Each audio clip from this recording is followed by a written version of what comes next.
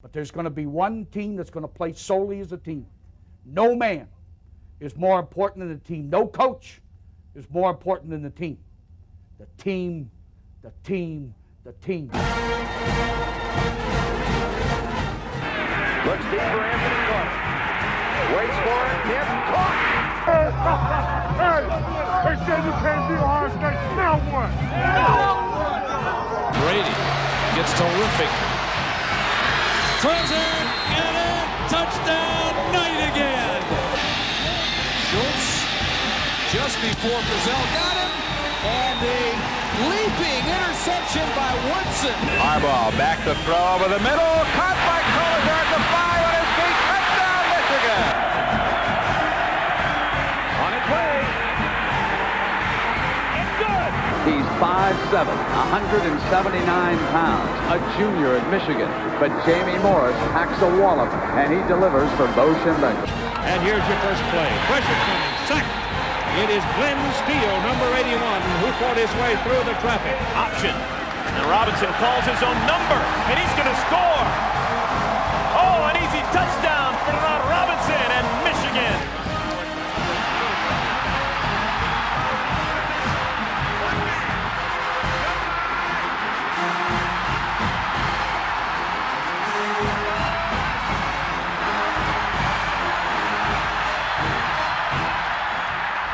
Win it. We're going to win the championship again because we're going to play as a team. And when we play as a team and the old season is over, you and I know it's going to be Michigan again. Michigan.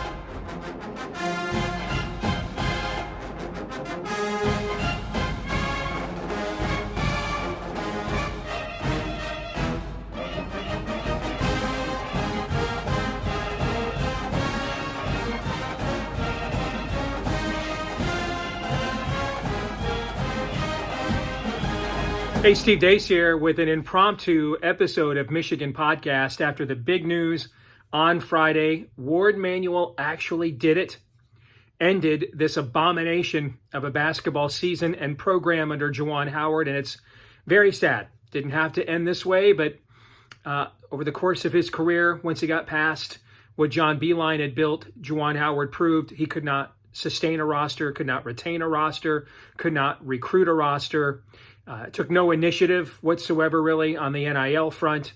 And then, of course, there was the massive problem with his Scott Frost-like record in one-possession games. Now, the good news this year is Michigan didn't do too badly in one-possession games because they weren't in very many one-possession games. It's the most losses in school history, and many of them were by double digits. It's just the worst team in Michigan basketball history when you also consider this was not a great year in the Big Ten either. I mean, Michigan lost by 30 to Rutgers a week or two ago. Rutgers lost by 20 in the Big Ten tournament. That kind of gives you an idea of where things are at. So we say goodbye to Juwan Howard and that gimmick. And now the next basketball coach needs to not be a gimmick. It needs to be a grinder. It needs to be someone that has proven they know how to build a program. They know how to recruit and retain a roster with today's NIL and then understanding the NIL situation at Michigan, but also being prepared for what is likely going to be system-wide changes in the relationships between programs and their players in probably just the next couple of years when everybody is some form of a revenue share or employee. So are they ready for that? And what that will mean in terms of retaining their own roster, are they ready for that? The academic requirements at Michigan, do they get that Michigan still values its academic reputation? And so I think when you look at proven guys who have done those things, let's start with who I think are the top two candidates that are realistic. I don't think TJ Otzelberger at Iowa State's realistic. He has a $17 million buyout. I don't think Mick Cronin is realistic at UCLA. He has a $20 million buyout. I don't think Michigan native Nate Oates at Alabama is realistic. He had a $12 million buyout 48 hours ago and just signed a new deal. And then we don't really know what the buyouts are for guys at high-profile private schools. Greg McDermott, I covered Greg McDermott professionally when he was at Iowa State. He was a disaster there. He's done a great job at the mid-major, and now Creighton's kind of mid-major plus level. Shaka Smart is who I thought we should have actually hired the last time around. Didn't when we hired Juwan Howard. Now he just signed a new deal. He's always kind of been a Michigan fan. I don't know exactly how prohibitive his his buyout is because he's at a private school, so they don't have to disclose. But I am thinking that if it's any form of a prohibited buyout, Michigan is probably out. So who are guys that fit the criteria of everything I just said? I've got on my Twitter account, there are 6 names. There are 3, though, that I think have kind of separated from everybody else in terms of resume where that is concerned. And number 1 for me is Tony Bennett at Virginia. Number 2 for me is Chris Collins at Northwestern. He's the added bonus of taking away a coach from a team in the conference that we're trying to be better than. That's kind of like a value added. And then Porter Mosier at Oklahoma.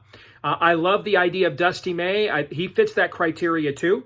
Not sure where he's at with Ohio State and Louisville, who have been open longer than us and can probably outbid us if they wanted to for a head coaching position. That's maybe the only reason he's not higher on my list.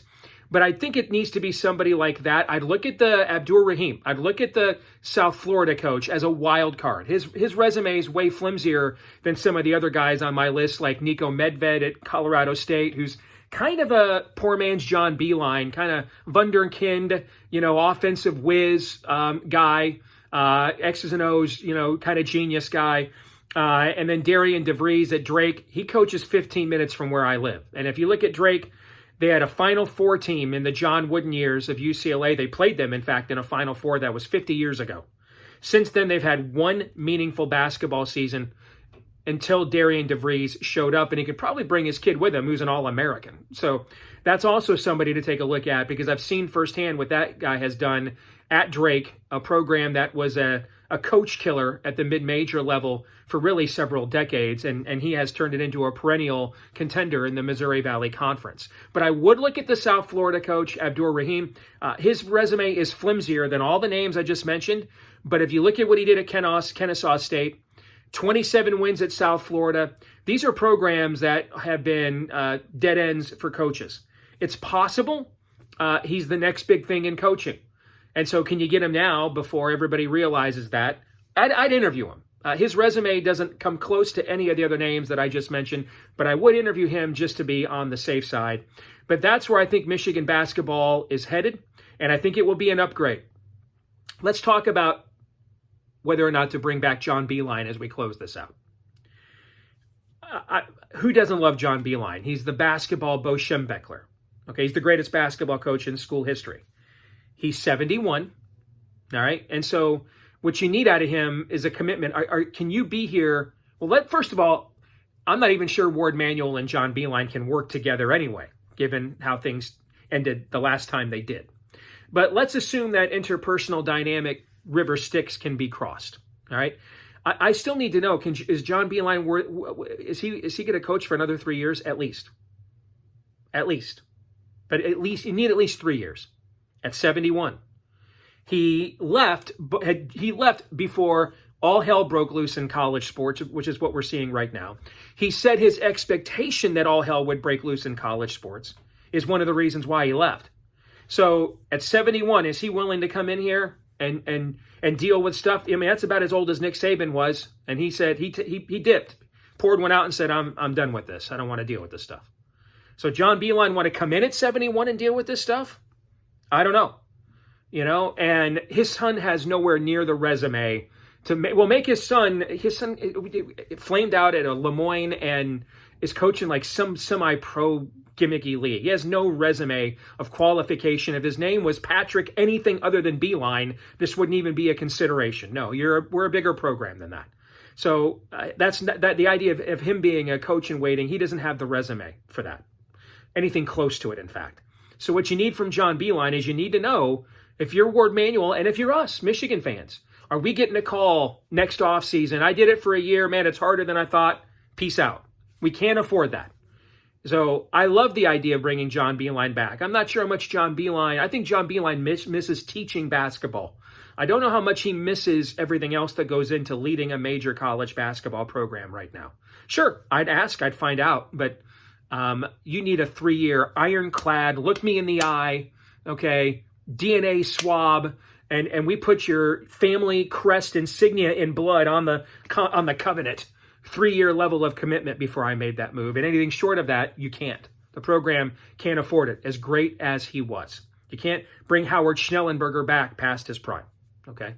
All right, those are my thoughts. Let us know what you think right here in the comments section. But I give Ward Manuel credit for having the stones to do what I did not think he was going to do. But now he's going to hire another basketball coach. So let's find out. Go Blue.